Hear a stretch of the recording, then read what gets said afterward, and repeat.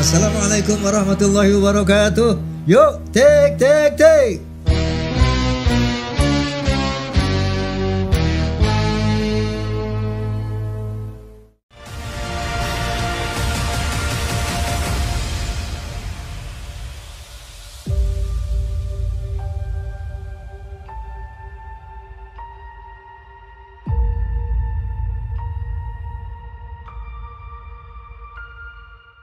Assalamualaikum warahmatullahi wabarakatuh. Pemirsa, juga ada Forsa, Fahmi Tamami, Pamdi, PIN, dan Jawara, pejabat, dan seluruh masyarakat yang melihat acara ini. Kali ini tamu saya seorang pengamat politik. Beliau adalah sarjana filsafat dari UIN Syarif Hidayatullah. Tepuk tangan buat Bapak Ray Rangkuti. Assalamualaikum Ustaz. Waalaikumsalam. Ini beliau pengamat politik yang handal ya. Kita sering melihat beliau talk show, berdebat di forum-forum debat di berbagai macam media televisi. Sebelum ke sana Pak Ustadz, sampai Ustadz karena beliau ini sarjana filsafat. Usuluddin jurusan akidah dan filsafat. Ya. Beliau Ustadz, ulama. Ustadz, saya dengar Ray Rangkuti ini bukan nama asli. Nama asli antum siapa? Kalau nama aslinya, nama KTP-nya itu Ahmad Fauzi. Ahmad Fauzi. Bang Haji. Kenapa jadi Ray Rangkuti? Jauh sekali ya Bang Haji. Ya kan kita kalau waktu dulu kan mahasiswa itu ya lumayan sering turun ke jalanan gitu. Kalau orang menyebutnya saat itu aktivis lah gitu. Betul.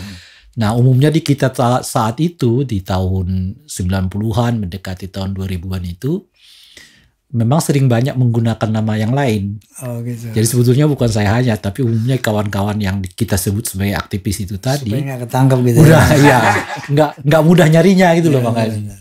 Makanya kita ubah. Nah, saya ngambilnya ke Ray Rangkuti itu. Kenapa Ray Rangkuti? Rangkuti itu marga saya Bang Haji. Oh. Nah, yang nggak banyak orang tahu juga bahwa itu sebetulnya marga saya. Kan saya orang Mandailing. Oh, Mandailing Natal itu marganya seperti Nasution, Lubis, termasuk gitu. Rangkuti. Termasuk di dalamnya adalah Rangkuti. Nah itu marga yang sebetulnya nggak terlalu banyak. Nah oleh itu tetap saya pakai. Nah tapi ada keren-kerennya sedikit lah untuk nama panggungnya itu disingkat Ray. Rangkuti Ray Rangkuti. Oh. Jadi keren sampai sekarang. Keren. Oke, antum ini terakhir banyak terlihat dalam debat-debat mengenai pemilu, memberikan pencerahan, bahkan sanggahan-sanggahan dan sebagainya. Membahas tentang pemilu yang quote and quote katanya ini pemilu curang. Menurut pengamatan Ustadz, seperti apa pemilu sekarang ini? Apakah kalau dibilang curangnya di mana seperti apa gitu loh?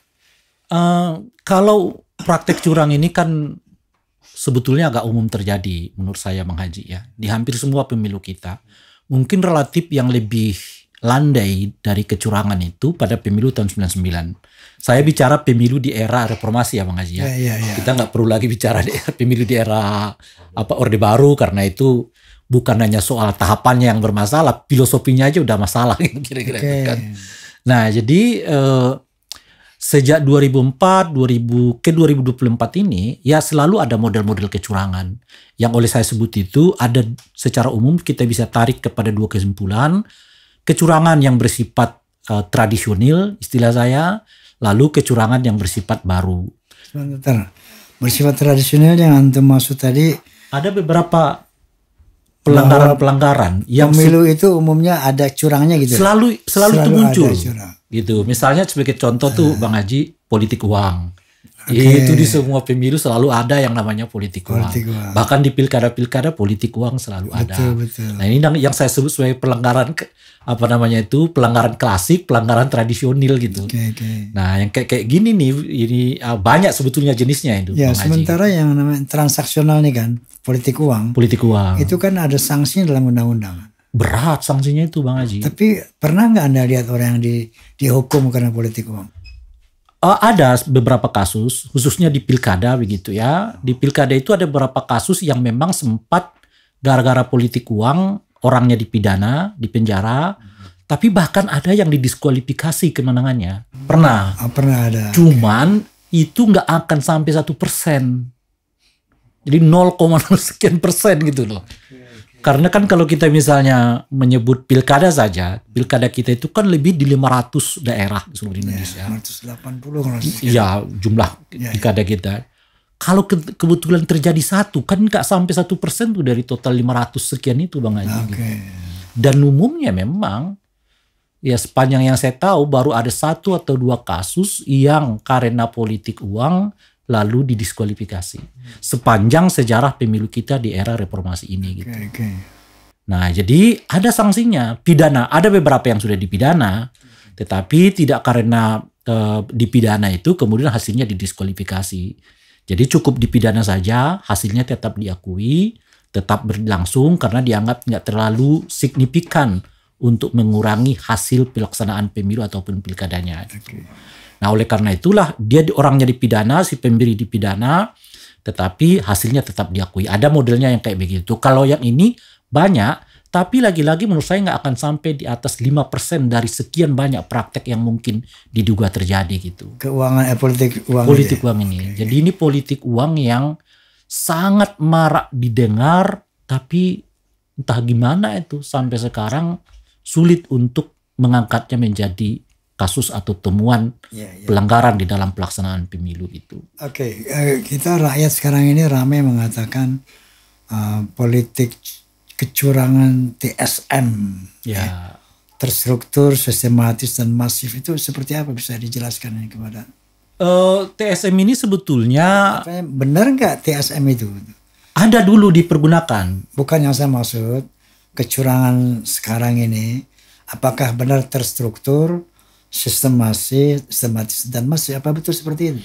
Ya sebetulnya yang bisa mengatakan bahwa ini terstruktur, masif dan sistematis itu nanti mungkin di proses hukumnya. Tentu kita bisa menduga melakukan hal yang sama gitu.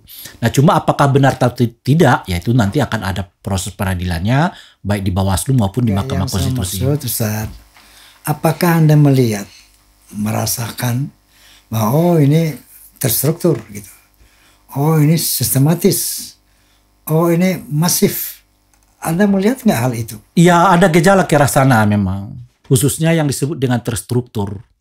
Ya khususnya, oleh karena itulah, karena ia melibatkan hal yang disebut dengan terstruktur, dan struktur paling tinggi khususnya di Pilpres itu adalah pemerintah dalam ini adalah presiden. Nah saya mendorong hak angket itu dipergunakan gitu. Jadi ada kecenderungan memang TSM ini situasinya ada di kita alami saat ini di dalam Pilpres 2024 ini gitu. Jadi Anda melihat bahwa TSM ini memang ada gitu ya? Ya istilah saya kalau itu kan kesimpulan ya Bang Haji. Cuma ada gejala menuju ke arah sana, itu yang saya mau katakan. Saya nggak berani menyimpulkannya. Nggak berani, bukan nggak berani. Ini kan sekarang orang ramai tidak puasan terhadap pemilu. Biasa ya, setiap pemilu itu ada aja yang nggak puas. Selalu ada yang nggak puas. Tapi kali ini kita melihat ketidakpuasan itu sangat beralasan gitu. Karena ada TSM tadi, misalnya terstruktur itu dilihat bagaimana presiden cawe-cawe gitu kan. Itu dari tingkat presiden sampai kepada kades-kades, kepala desa ya. Itu kan terstruktur namanya. Bahwa dikatakan sistemik, kasus di MK gitu kan. Itu kan dalam konteks pemilu juga. bagaimana presiden berusaha mengeloloskan putranya untuk menjadi calon wakil presiden, itu kan dalam rangka rangkaian pemilu. Ya. Itu maksudnya dimaksud sistematis itu kan. Betul. Masif itu memang kita melihat ya kayak pembagian sembako misalnya ke seluruh Indonesia. Ini yang kalau masyarakat luas melihat ini kasat mata, telanjang gitu. Makanya kekecewaan orang yang kalah ini tidak sama seperti pemilu-pemilu sebelumnya gitu. Kalau saya melihat ya. Gimana menurut antum? Saya di 29 Desember lalu, Bang Haji, saya udah pernah mengatakan bahwa sepanjang pengalaman saya memantau pemilu sejak tahun 97, karena 97 saya udah aktif melakukan pemantauan pemilu, itu pemilu terakhir di era Orde Baru kan, sampai sekarang ini. Nah, di luar pemilu yang 97 itu, artinya seluruh pemilu di era reformasi ini saya ikut memantaunya, inilah yang saya sebut sebagai pemilu paling buruk dalam sejarah pemilu reformasi gitu. Paling buruk. Paling buruk, karena tadi seperti disebutkan oleh Bang Haji, dimulai dari soal pembentukan aturannya. Sudah banyak sekali masalah. Dari misalnya putusan Mahkamah Konstitusi yang sudah dibuktikan di Majelis Kehormatan ya Mahkamah Konstitusi bahwa proses pengambilan keputusannya itu bermasalah gitu. Sampai kepada aturan di bawahnya, dalam hal ini misalnya PKPU. PKPU pencalonan misalnya terhadap presiden itu ada dua. Satu, PKPU yang belum diubah, tetapi menerima pencalonan yang di bawah 40 tahun, lalu diubah di tengah jalan PKPU-nya untuk mengakomodir ketentuan baru yang dibuat oleh Mahkamah Konstitusi. Jadi ada dua PKPU itu. Pun di luar yang itu ada lagi aturan yang sebetulnya bermasalah, lalu diujikan ke Mahkamah Agung, lalu di Mahkamah Agung dikabulkan pengujian itu, tapi nggak diubah oleh KPU aturan sesuai dengan putusan Mahkamah Konstitusi, yaitu terkait dengan tafsir terhadap kesertaan perempuan 30% di dalam pencalekan. Nah itu nggak diubah sampai sekarang oleh KPU gitu. Jadi banyak praktek-praktek lain yang disebut, termasuk waktu terjadi verifikasi kesertaan partai politik di dalam pemilu. Kan itu banyak sengketa akhirnya ke Bawaslu, sebagian diterima, sebagian ditolak. Terakhir adalah Partai Umat sebagaimana kita ketahui Bang Haji ya, yang diloloskan melalui sengketa di Bawaslu itu gitu. Dan itu terus kita melompat aja sampai sekarang ke soal aturan.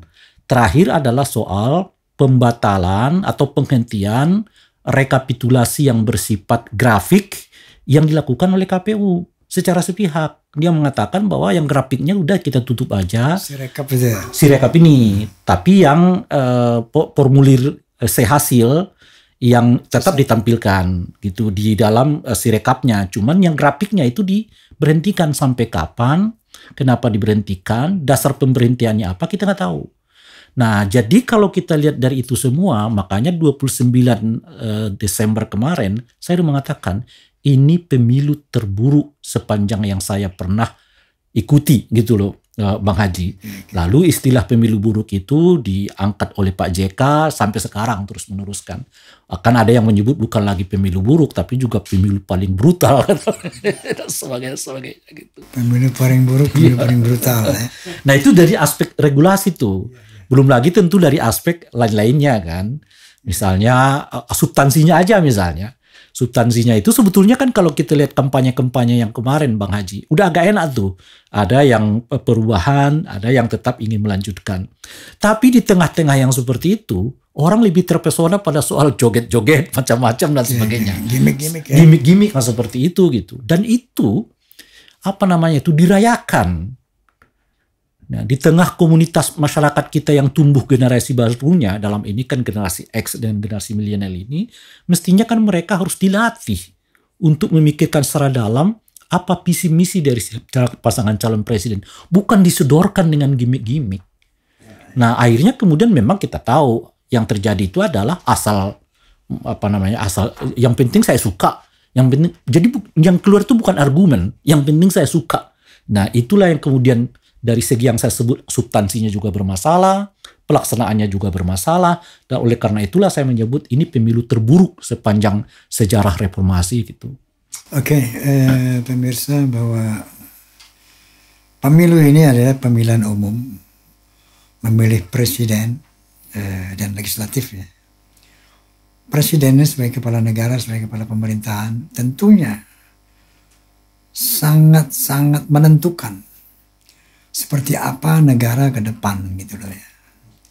Jadi banyak orang yang mengatakan, yang mengira, yang menganalisa, seandainya pemilihan presiden saja tidak secara benar, tidak secara sesuai dengan filsafat pemilu itu jujur dan adil. Jurdil itu. Nah, ini pasti akan menampilkan presiden-presiden pemimpin negara yang tidak punya kapasitas ya. Lalu 275 juta lebih rakyat Indonesia ini dipertaruhkan dengan nasibnya.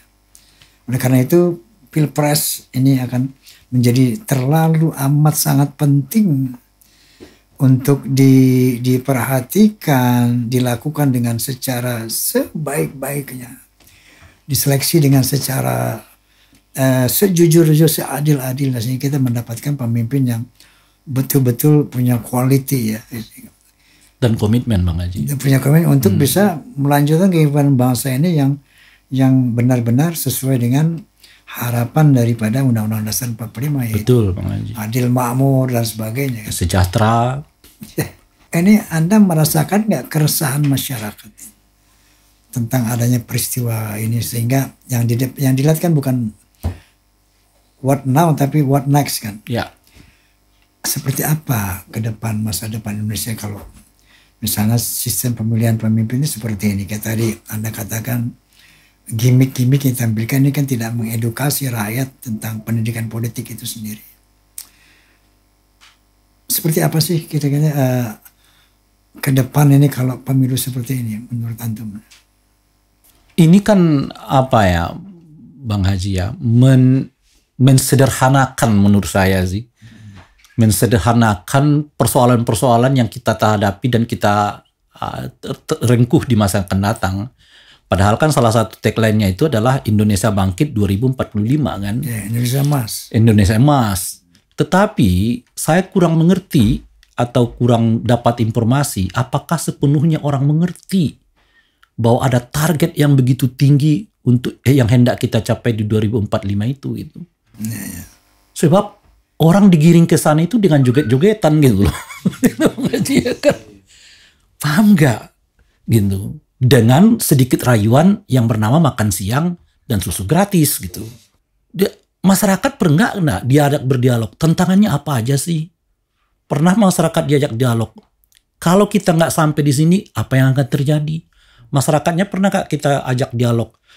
Bagaimana melibatkan mereka supaya terjadi lebih dari sekedar mereka datang ke bilik suara? Dan sebagainya gitu.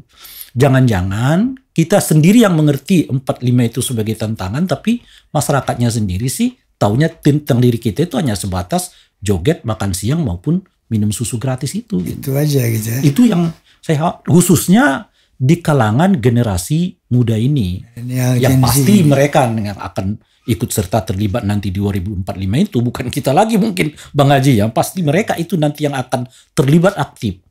Mereka mengerti tantangannya, mereka mengerti kesulitannya, mereka mengerti nggak soal apa yang harus dilakukan, mereka mengerti tentang bagaimana mesti harus dilakukan, mereka mengerti nggak roadmap-nya seperti apa, dan sebagainya gitu. Nah menurut saya di Pilpres kemarin itu sedikit banyak sebetulnya didiskusikan, tetapi lebih banyak lagi dikuasai oleh apa yang disebut dengan istilah joget-joget itu, karena itu begitu masif didistribusikan melalui berbagai platform media sosial itu. Dan memang generasi muda kita ini umumnya berkumpul di media sosial itu. Dan dari situlah mereka mengkonsumsi calon presiden wakil presiden mereka yang akan datang. Kalau mereka nggak mengerti substansinya, Bang Haji, bagaimana melibatkan mereka terlibat dalam prosesnya? Oke. Pemirsa, ini menurut Bung Ray Rangkuti ini, bahwa Pilpres yang menyajikan joget-joget gemoy itu ternyata tidak memberikan dampak positif kepada generasi muda khususnya yang akan melanjutkan pembangunan bangsa ini ke depan. Karena dia tidak dibekali dengan misalnya bagaimana menghadapi tantangan-tantangan zaman ke depan. Cuma diberikan ya gimmick-gimmick ya. Yang penting kamu memilih saya, diberikan apa, kesenangan mereka tuh apa gitu ya. Diberikan uang, diberikan makanan, susu, tanpa memberikan pendidikan edukasi. Bahwa kamu harus begini, karena kamu yang akan memimpin masa ini ke depan gitu. Nah, ketika pemimpin kita memberikan edukasi dengan gimmick, ya, ini yang akan ditangkap oleh rakyat generasi muda, khususnya kalangan middle low ya, yang uneducated tentunya, yang ini akan ditelan mentah-mentah. Berbangsa bernegara ini just relax, just santai ya. Tidak perlu berpikir, tidak perlu bekerja keras, just ya. Dan situasi itu diperburuk lagi dengan ini kan muncul semacam pengidolaan terhadap generasi muda, tetapi yang mendapatkan kekuasaan itu dengan cara yang sangat mudah. Ya, nepotisme menurut saya. Hari ini kan kita dikejutkan pernyataannya Pak Prabowo. Beliau mengatakan bahwa ternyata berdemokrasi itu melelahkan, penuh dengan biaya mahal gitu ya, rumit itu loh. Istilah beliau itu. Hari ini agak ramai dibicarakan orang, istilah yang disampaikan oleh Pak Prabowo itu. Beberapa saat yang lalu saya ditanya oleh kawan-kawan media, jawaban saya, bagi Pak Prabowo itu memang pengalaman yang melelahkan, rumit, dan mengeluarkan banyak biaya. Anda bisa bayangkan sejak 2004 beliau terlibat. 2 kali sebagai calon presiden, 3 kali sebagai calon presiden, dan sekali sebagai calon wakil presiden. 20 tahun beliau masuk ke gelanggang yang disebut dengan presiden itu. Pasti melelahkan sekali. Tapi tidak dengan Gibran. Benar nggak Bang Haji? Sangat menyenangkan. 3 kalimat yang disebutkan, mungkin 2 lah setidaknya. Kalimat yang disebutkan oleh Pak Prabowo itu tidak dialami oleh Gibran. Betul. Jadi hanya hitungan hari setelah MK mengeluarkan putusan itu, Gibran sudah dicalonkan sebagai calon wakil presiden. Dan hari ini setidaknya menurut quick count dinyatakan sebagai pemenang. Apa yang sulit bagi dia? Mungkin dananya ya. Kalau dananya mungkin dia oke lah. Melibatkan besar banyak dana, kita nggak tahu. Tapi yang 2 yang lain tuh melelahkan, sulit. Nggak dialami Gibran menurut saya ini. Inilah yang menjadi perdebatan di kalangan bawah ini. Ustaz, ini kan dangdut ini kan konsumsi masyarakat bawah. Ya. Saya banyak mendengar dari mereka. Mereka mengatakan begini, lalu dia bangga dengan Gibran, anak muda bisa jadi calon presiden, tanpa mengerti prosesnya. Iya. Apa itu politik dinasti mereka nggak tahu. Iya. Apa itu nepotisme nggak paham. Iya. Yang penting ada anak muda jadi wakil presiden, keren gitu kan. Astagfirullahaladzim, ini makanya pendidikan politik ini sangat penting di Indonesia. Betul. Ini sehingga apa itu politik dinasti mereka nggak tahu. Betul. Apa itu nepotisme mereka nggak tahu. Sehingga ketika Gibran yang anaknya presiden menjadi calon presiden dengan cara katakanlah memanipulasi hukum dan sebagainya di MK, buat mereka fine aja, nggak ada yang salah, nggak ada. Iya, ya itu yang saya sebut seperti tadi. apa menurut bagaimana mengatasi kondisi ini, Sahabat Murai? Saya sering kali menyebut ini Bang Haji dengan istilah memaknai demokrasi dengan cara yang minimalis. Nah, jadi cara pandang demokrasi minimalis itu yang penting nggak melanggar hukum, gitu. Jadi selama hukum membolehkan, oke. Gitu kan. Misalnya kalau kita kaitkan lagi contohnya dengan Gibran. Memang hukumnya udah tersedia. Membolehkan orang yang di bawah usia 40 tahun tapi pernah duduk di jabatan yang bersifat elektoral. Dibelokkan kan. Iya. Kita pandang dulu hukumnya itu sebagai hukum positifnya dulu, Bang Haji gitu. Nah, oleh karena itu mereka manfaatkan. Nah, dan mengatakan nggak melanggar hukum nih. Itu kejadian di beberapa tempat, Bang Haji. Misalnya, kepala daerah nih, dua periode. Ini kepala daerah bupati, ini wakil bupati. Tapi karena dua-duanya masih punya keinginan untuk maju di eksekutif, mereka sembaran aja Bang Haji. Yang mantan bupati jadi wakil bupati, yang mantan wakil bupati jadi bupatinya gitu. Ikut pilkada lagi. Ketika ditanya, loh kok bisa begitu? Kan yang dilarang itu 3 kali. Kan saya kalau jadi calon bupati, wakil bupati saya katanya. Itu yang saya sebut sebagai kesadaran berdemokrasi minimalis. Nah, ciri dari kesadaran berdemokrasi minimalis itu, yang penting nggak melanggar aturan. Meskipun aturannya mereka cari-cari juga celahnya gitu kira-kira. Jadi tidak dengan semangat bagaimana menjaga aturan itu lebih baik. Yang ada adalah mencari celah dalam aturan itu yang memungkinkan nafsu mereka bisa terlaksana gitu. Itu satu ciri. Yang kedua, karena menganggap bahwa aturan sebagai satu-satunya alat mengukur boleh dan tidak bolehnya, mereka abai dengan moral. Dalam konteks itulah menurut saya Bang Haji, memang aturan MK itu sah dipergunakan, tapi jelas kalau kita mempergunakan dalam kondisi seperti sekarang itu amoral. Karena udah jelas dinyatakan oleh MK bahwa putusan itu dibuat dalam kondisi yang bermasalah. Pelanggaran etik berat. Ada melanggaran etik. Ya. Jadi istilah saya itu kan di dalam agama itu kita mengenal enggak sekedar cukup halal, tapi juga harus toyib kan Bang Haji ya. Halalan, makan dan minum dengan, makanlah kalian dengan makanan yang halal dan juga baik, toyib itu. Kalau halal itu kan hukum yang saya sebut tadi itu hukum tuh. Halal, haram, halal, haram. Di Islam nggak cukup itu. Nggak sekedar halal, haram, tapi juga baik, buruk, baik, buruk. Jadi masuk kategori kayak apa yang disebut dengan akhlakul karimah. Akhlakul karimah itu adalah cara pandang untuk melihat sesuatu. Apakah tindakan ini berimplikasi baik, lebih dari sekedar boleh, atau berimplikasi buruk, lebih dari sekedar haram. Menarik pemirsa, Insya Allah. Makanya kita ditarik ke dalam agama ini.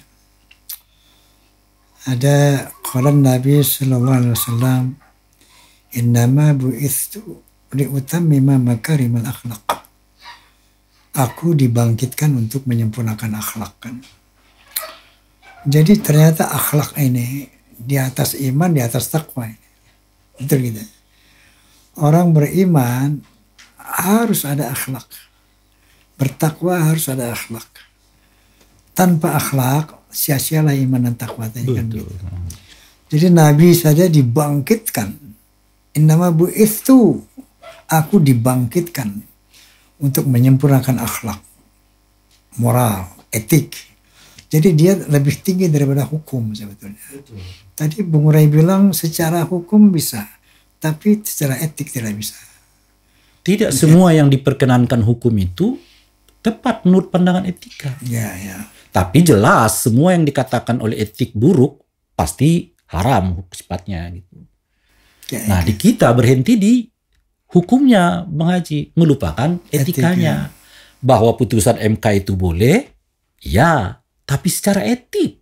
Apakah Anda mau pergunakan satu putusan hukum yang dinyatakan bermasalah? Nah, sebagai pejabat negara, apalagi sebagai presiden kan Bang Haji ya, beliau mestinya yang tampil ke depan mengatakan, saya tidak akan mengambil keuntungan apapun dari putusan yang dinyatakan oleh Mahkamah Etik bahwa putusan itu bermasalah. Silakan yang lain. Itu mestinya contoh kan? Mestinya. Mestinya Bang Haji. Maunya kita begitu. Masya Allah, inilah masalah kita semua. Oke, jadi setelah sampai hari ini masih banyak tuh orang berjuang untuk nanti karena ada penyelesaian dua secara hukum dan secara politik. Ya. Ke Bawaslu dan MK secara hukum, secara politik ke DPR, hak angket. Nah, menurut Bung Rai, sejauh mana kemungkinan ini bisa terungkap kecurangan ini secara hukum di MK dan Bawaslu atau secara politik di DPR? Kemungkinan seperti apa? Jadi mungkin kita buat penjelasan yang lebih tegas lagi dulu Bang Haji. Karena kalau saya lihat sekarang orang mengabur-kaburkannya untuk sebetulnya menjadikan semuanya seperti kembali ke apa yang tadi Bang Haji sebut, ini kan karena orang kalah aja gitu ya kan. Lalu nyari-nyari gitu. Ya saya sih udah juga pernah sampaikan Bang Haji. Lah iya, kan hukumnya memang di dunia ini orang kalah yang mencari keadilan. Mana ada orang menang mencari keadilan ya kan? Makanya pengadilan dibuat supaya orang yang merasa dikalahkan ada tempat dia untuk mencari keadilan. Di pemilu juga kita begitu. Kalahnya serta adil apa tidak gitu. Lah iya makanya gitu, dia mau uji. Oh, iya. Iya kan. Nanti kalau ada orang menang, saya nggak yakin nih menang, kita uji dulu deh ke Mahkamah Konstitusi, kan gak masuk akal gitu. Iya. Makanya Mahkamah Konstitusi itu dibuat jauh-jauh hari karena kita tahu orang yang kalah itu akan mencari kepastian bahwa ia memang dikalahkan secara fair, secara jujur dan adil. Yeah. Maka dibuatlah namanya Bawaslu, dibuat namanya Mahkamah Konstitusi dan sebagainya. Bukan untuk menguji supaya orang menang ini menguji dirinya sendiri, nggak mungkin itu.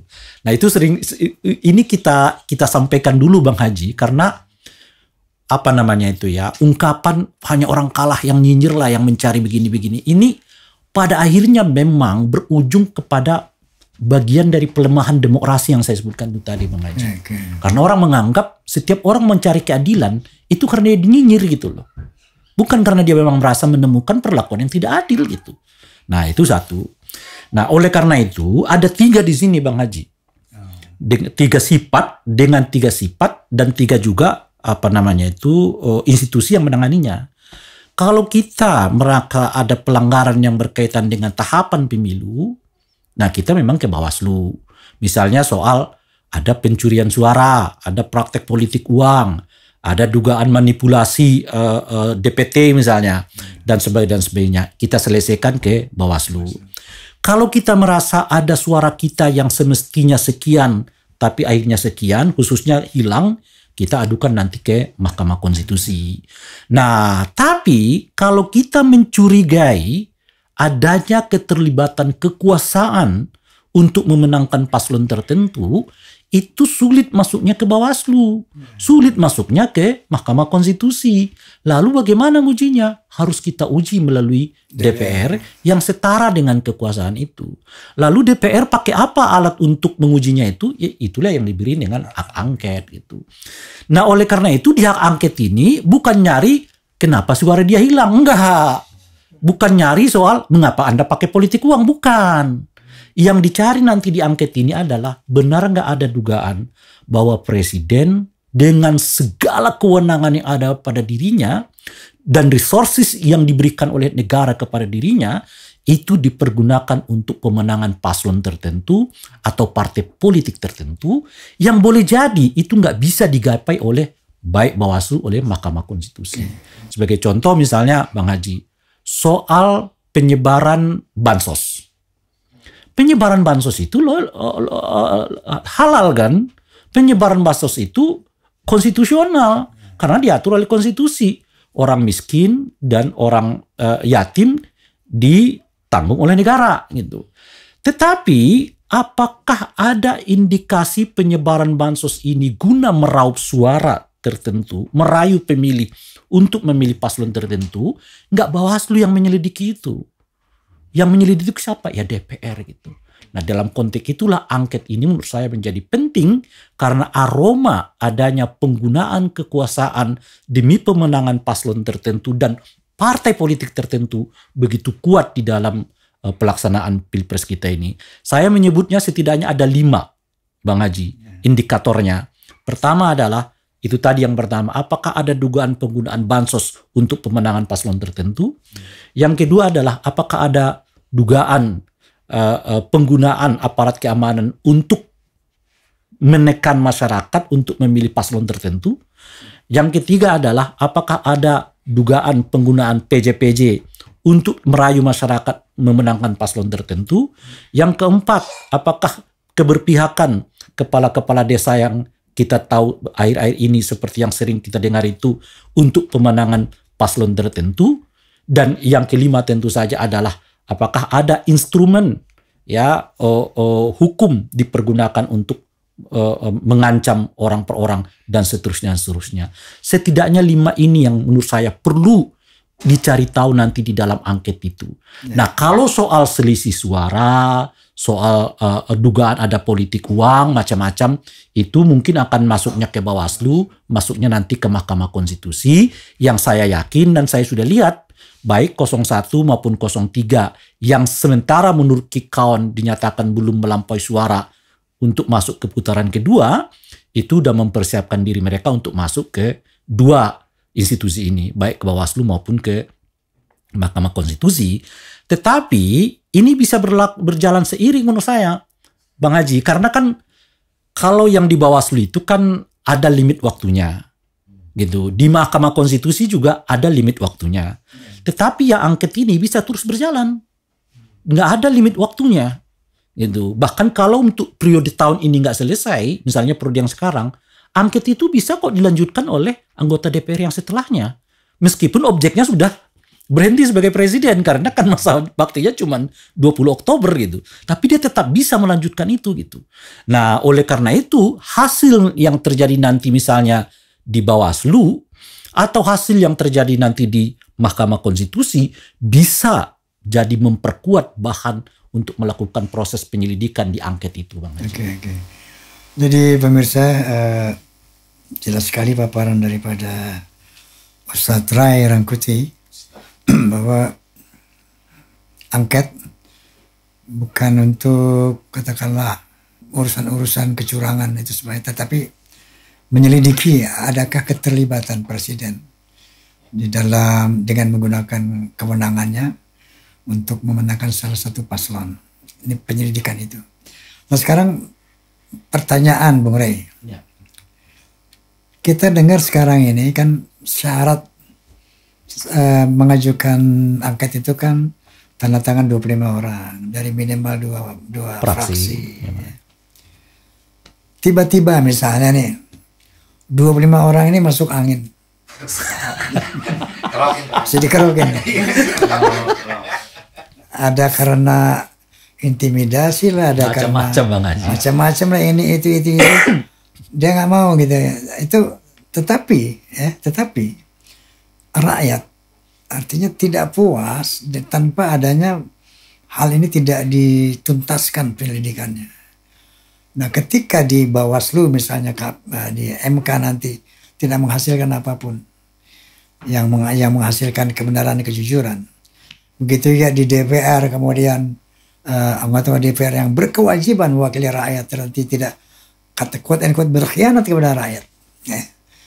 Lalu apa yang harus dilakukan rakyat?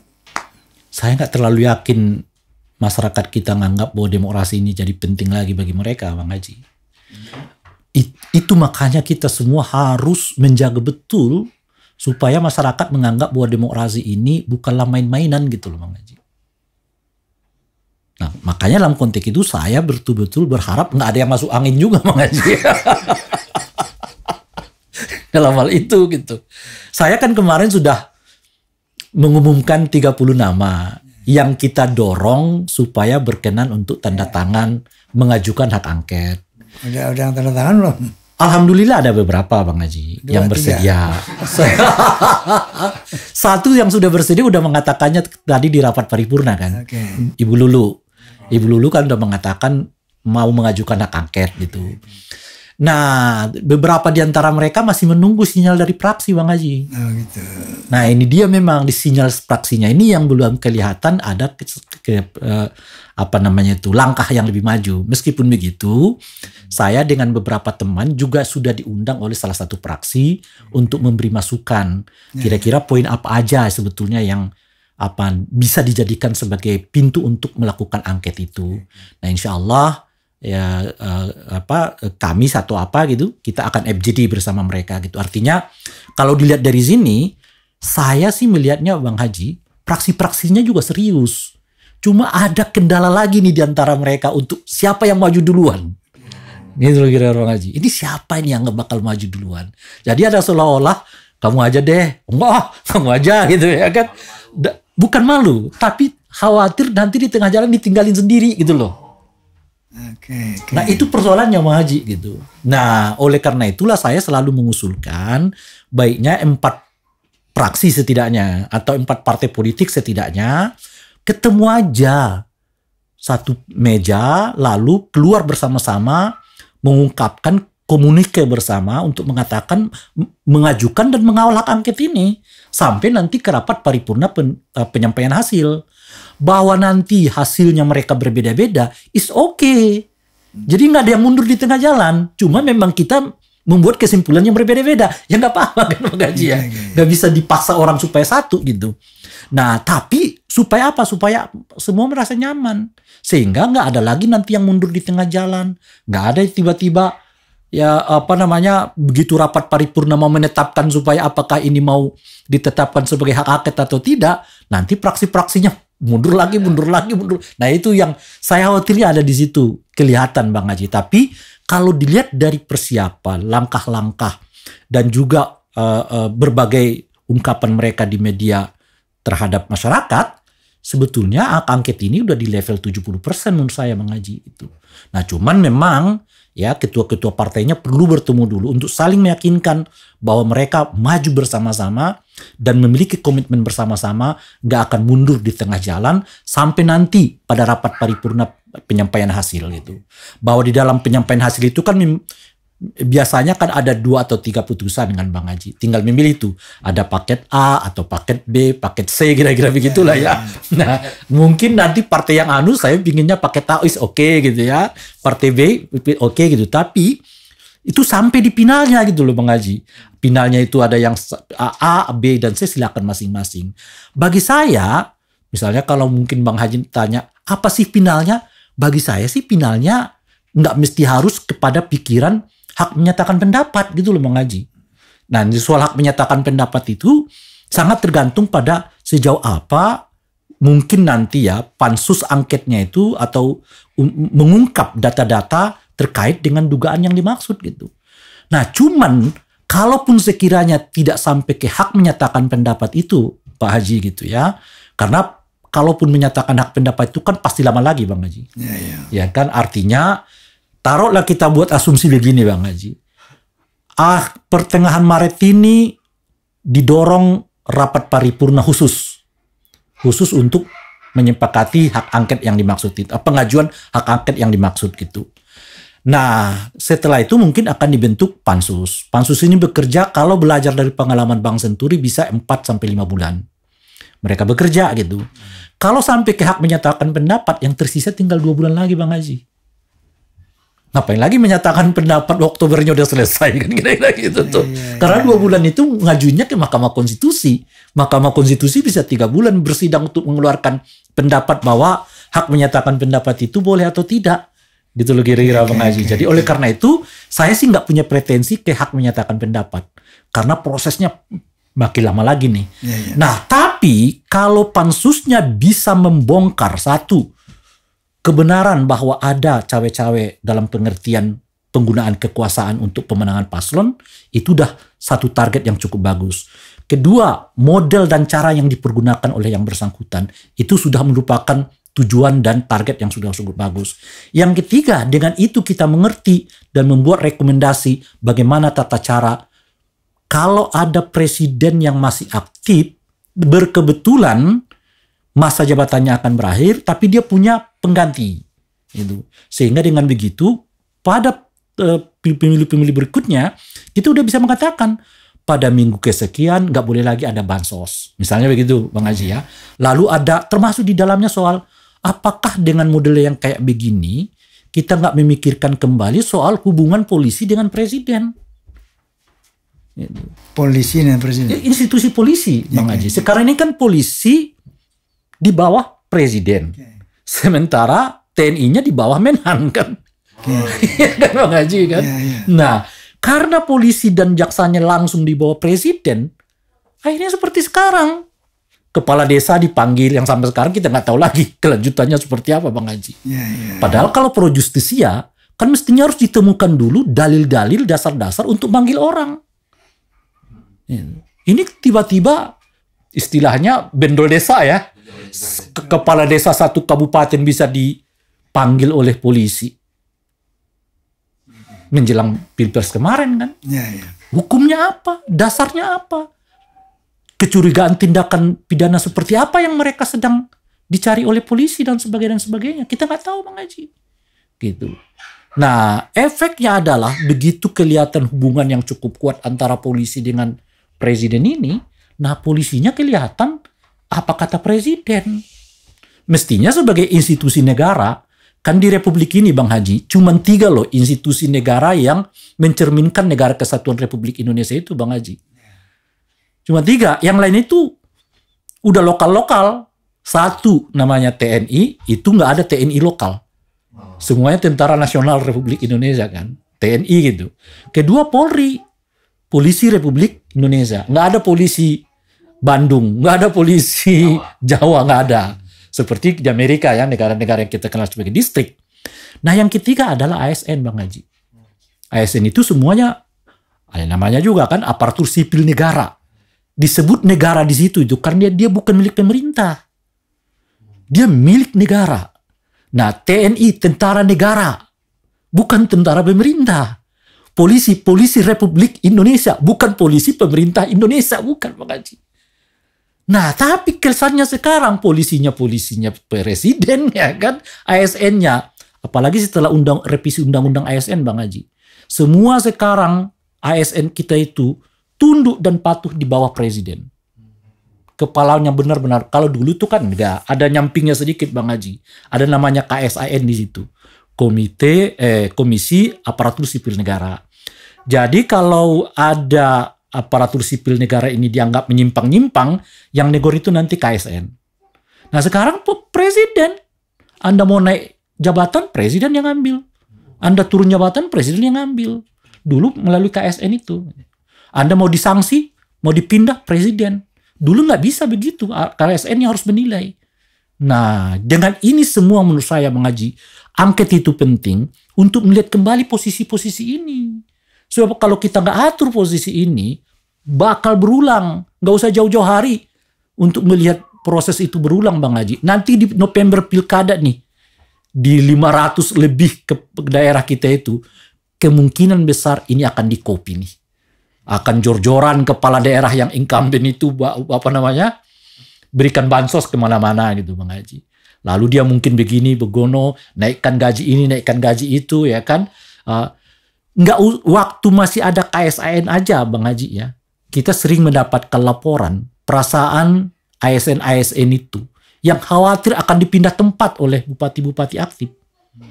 Apalagi kalau kebetulan misalnya kabupatennya ataupun provinsi yang berkepulauan sifatnya gitu. Jadi bisa dia dipindah dari sini ke pulau yang sana, pulau paling terluar dan macam-macam dan sebagainya. Cukup 3 bulan. Sebulan itu dia pindahkan lagi. Karena si ASN ini dia lihat nggak berpihak ke dia gitu loh kira-kira Bang Haji. Itu terjadi. Itu masih ASN-nya ya, ada perlindungannya di bawah KSN gitu. Apalagi udah otomatis di bawah pemerintah. Nah bagi saya Bang Haji, 3 ini aja udah hebat kalau angket itu dapat mencapainya gitu. Masya Allah pemirsa, jadi tadi Bung Rai Rangkuti ini menjelaskan angket itu efektif untuk meluruskan apa yang bengkok, tetapi ternyata tidak mudah. Tidak mudah karena prosesnya yang panjang, kemudian belum tentu semua orang mau komit tentang angket ini. Nah sekarang pertanyaannya Bung Rai, lagi-lagi saya tanyakan tadi. Bung Rai tadi menjawab, seandainya katakanlah Bawaslu MK sebagai jalur hukum, angket sebagai jalur politik, itu katakanlah mandek, tidak bekerja sebagaimana mestinya. Lalu saya tanyakan, what next? Lalu apa yang harus digunakan rakyat? Tadi Bung Rai mengatakan rakyat kita tidak terlalu peduli dengan demokrasi. Itu salah satu implikasinya. Ya. Rakyat kita belum paham itu demokrasi. Ya. Jadi artinya kalau ini mandek-mandek, ya semuanya running well aja gitu kan. Ya. Ini lama-lama demokrasi itu hanya alat bagi untuk bagi orang yang ingin berkuasa yang sebetulnya membungkuki, membelakangi tujuan berdemokrasi. Nah inilah Bung Rambuti, Murai. Iya. Astagfirullahalazim, ini satu momentum yang penting yang bisa menegakkan Republik Indonesia yang baik, yang demokratis ke depan gitu ya. Iya. Kalau sekarang kita gagal menertibkan pemilu ini, itu yang Bung Ray tadi katakan, nggak usah jauh-jauh. Di pilgub mendatang nih, di apa? November. Pilkada mendatang nih, ini akan dikopi. Ya.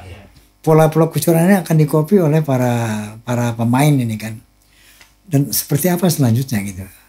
Nah kalau ini terjadi, Indonesia ini kayak jadi apa Pak? Ya itu.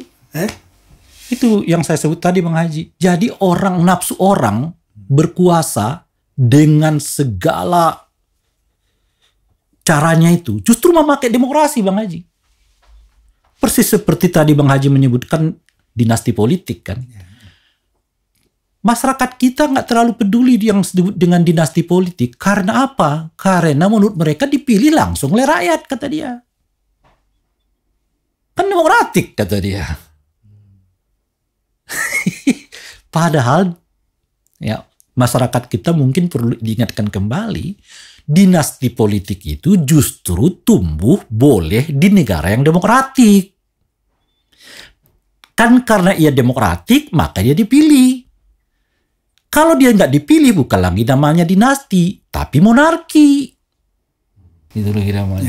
Nah, cuman sekalipun ia diperkenankan oleh aturan hukum dan sebagainya, tidak baik bagi republik. Oleh karena itu berdemokrasi ini nggak sekedar cukup boleh dan tidak boleh, tapi baik atau tidak baik nggak bagi republik. Kita bisa bayangkan. Nepotisme ini. Nepotisme Bang Haji. Oleh karena itulah kita cegah dari awal. Kenapa gitu? Gak usah jauh Bang Haji, di satu daerah yang kebetulan saya tinggal di dalamnya gitu ya. Daerah itu bisa dikuasai oleh cuma satu keluarga lebih dari 15 tahun. Nanti anak-anak muda yang tadi mengatakan yang penting dipilih rakyat. Iya, nanti setelah itu adeknya, setelah adeknya nanti ponakannya. Kalian cuma tukang milih doang, nggak bakal bisa sampai ke sana. Nah, dan nepotisme ini Bang Haji ya, telah tumbuh di 117 daerah di Indonesia. Yang dari 500-an itu, 117-nya itu dikuasai oleh dinasti politik namanya Bang Haji. Itu artinya setara dengan 20% dari total seluruh daerah di Indonesia. Di pilkada ini, besar dugaan saya, mungkin kita akan mencapai 25% dari seluruh daerah kita ini, penguasanya adalah dinasti politik. Lalu masih kita berbicara anak-anak muda kita ini bisa masuk ke dalamnya. Nah mungkin Bang Haji. Ini yang mungkin kita ingatkan kembali anak-anak muda itu. Bahaya dinasti politik.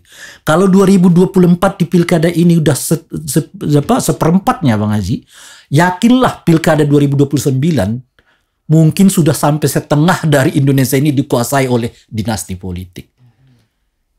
Dan bukan hanya 5 tahun, 10 tahun, bisa 20 tahun mereka berkuasa. Hilang satu generasi dari bangsa kita ini yang potensial. Saya kadang-kadang berpikir begini, Bang Haji. Presiden itu kan cuma satu, Bang Haji ya. Kalau presidennya 10 tahun, lalu anaknya 10 tahun, 20 tahun. Sementara pemilih kita itu 204 juta, Bang Haji ya. Yang sekarang aja kita pakai 204 juta. Dan 240 juta itu berhak untuk jadi calon presiden. Gimana? Ada 240 juta orang di Indonesia ini yang sebenarnya berhak menjadi presiden, tapi kursi presidennya cuma dikuasai oleh satu keluarga hampir 20 tahun. Gak masuk akal saya. Kalau saya gak masuk akal saya Bang Haji. Gitu. Ini bahaya dinasti politik. Lalu ketika bahaya dinasti politik ini muncul seperti sekarang, nah cuman karena pintunya melalui demokrasi itu tadi, boleh di negara yang demokratik, meskipun sebetulnya itu sangat gak ada gunanya bagi bagi bangsa dan negara kita, dipermaklumkan sedemikian rupa, ujung-ujungnya akan diakumulasi terus-menerus, bukan hanya oleh satu keluarga, tapi oleh banyak keluarga, seperti yang saya sebutkan tadi Bang Haji, sekarang ini 20% dari total daerah kita dikuasai oleh dinasti. Saya kemarin kebetulan baca salah satu, hasil pemantauan dia lah, tapi masih mentah Bang Haji, belum sampai selesai gitu. Dia udah melihat gelagat anggota DPR kita yang sekarang yang terpilih yang baru-baru ini punya potensi mewakili dinasti politik yang ya sekarang ini akan terpilih. Kata dia, ini kayaknya DPR kita ini akan banyak sekali yang mewakili dinasti politik itu. Bisa nggak Bang Haji? Kan anggota DPR kita itu kan cuma 570. Presiden cuma 1, ya kan, wakil presiden 1 jadi 2, kan, gubernur kepala daerah 517. Kalau dikali 2 berapa? Totalnya kan nggak sampai 3.000-4.000 pejabat negara. Sementara pemilihnya 204 juta Bang Haji. Itu jadi apa semua selainnya itu? Ngeri. Gak ngerti aku. Dan ngeri. Dan pertanyaan Bang Haji itu benar-benar menyentuh. Lalu bagi apa nasib demokrasi kita ini? Nggak ada Bang Haji. Demokrasi ini hanya melegalkan dinasti ini untuk terus berkuasa. Melegalkan oligarki untuk terus berkuasa. Dan para oligarki dinasti politik ini berkuasa dengan mengatakan, kami dipilih rakyat loh. Iyalah rakyat yang Anda kasih joget-joget. Rakyat yang Anda kasih bansos. Begitu pemilunya selesai, bansosnya hilang, berasnya naik. Astagfirullahaladzim. Baiklah Bung Rai Rangkuti, kita telah mendengar paparan yang secara politis menilai situasi sekarang ini, situasi politik sekarang. Sehingga endingnya adalah ternyata menurut saya hopeless. Ya. belum Bang Haji. Makanya ketika kan saya bilang, ketika Bawaslu MK sebagai jaluran hukum macet, tidak bisa menggembirakan. Kemudian DPR angket macet, kan what next gitu kan? Betul Bang Haji. What next? Betul. Jadi let it go gitu. Itu kan. Betul. Seperti itu kan. Ya iya, bahasa yang lain ya, kita dengan gembira melahirkan oligarki Bang Haji. Astagfirullahaladzim. Ini responsibility kita sebagai anak bangsa ini seperti apa yang saya maksud. Makanya gini, saya teringat dengan apa kalimat ini. Doa silahul mu'min. Doa itu senjata orang beriman. Barangkali ini pamungkasnya.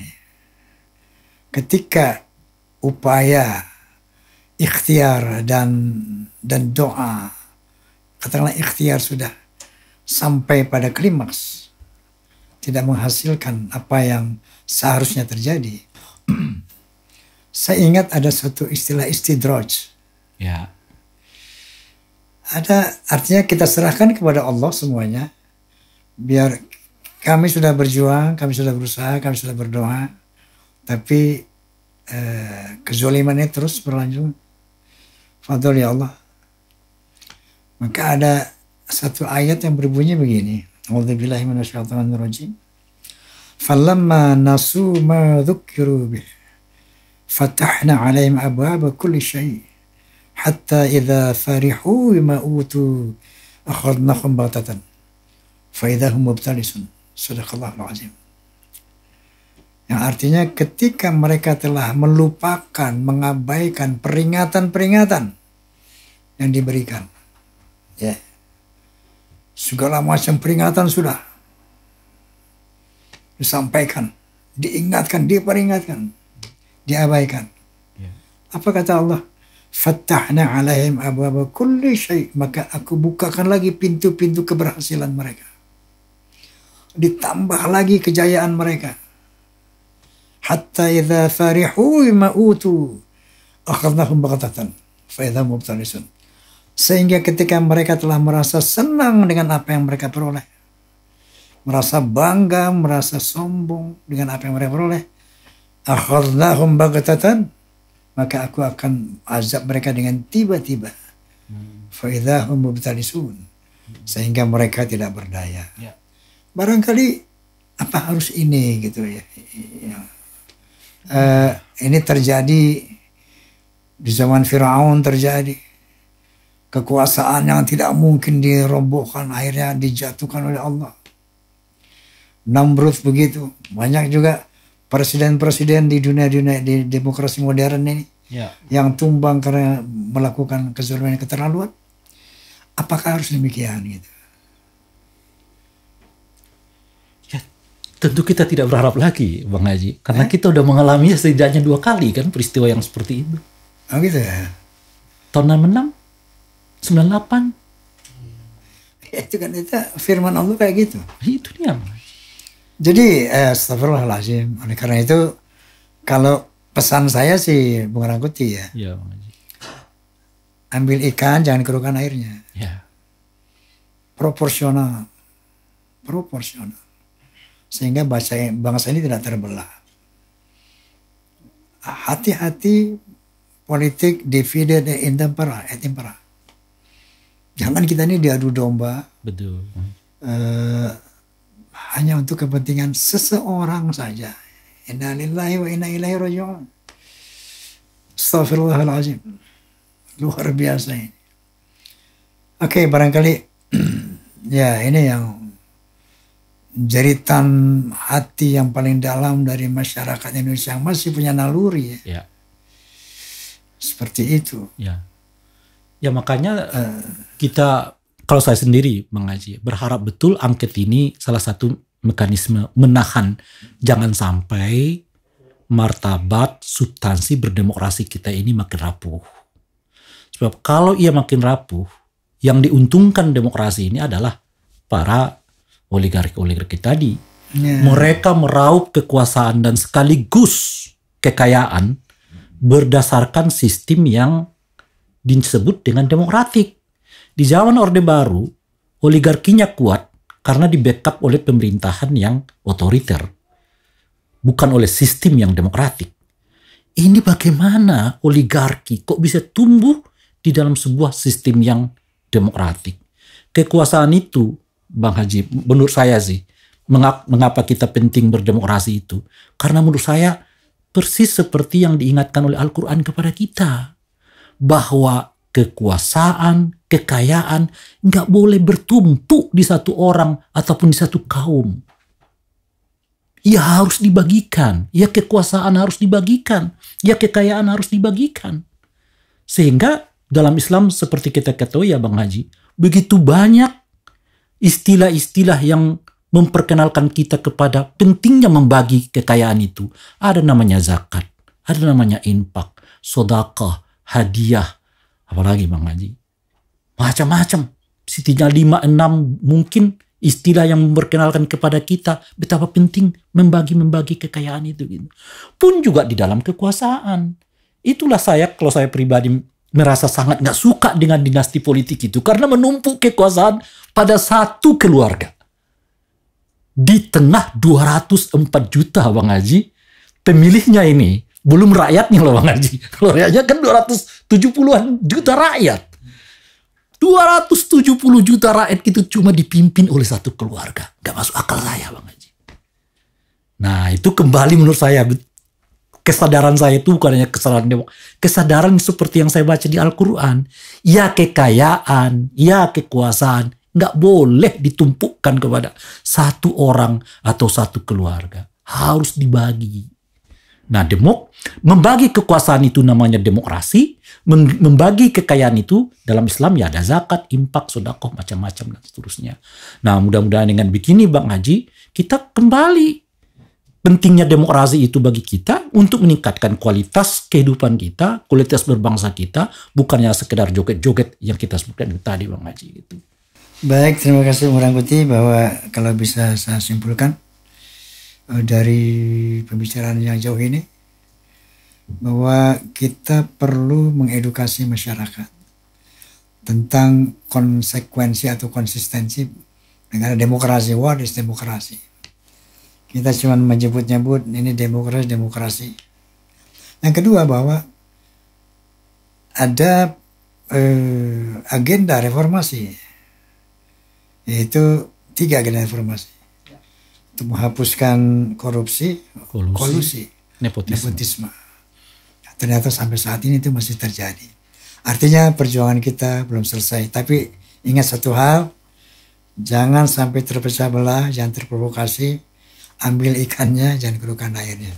Baik, sebelum berpisah ini bisikan Roma. Artinya bincang asik bareng Roma. Ditutup dengan bingkisan Roma. Waduh. Ini ada bingkisan Roma, ada sarung tenun, ya. Ustadz pasti pakai ini. Wah, buat saya Bang Haji. Terima kasih banyak. Apalagi menjelang Ramadan ini. Ingat sarungnya Ramadan Bang Haji. Terima kasih banyak Bang Haji. Terima kasih banyak. Baik. Assalamualaikum warahmatullahi wabarakatuh. Waalaikumsalam.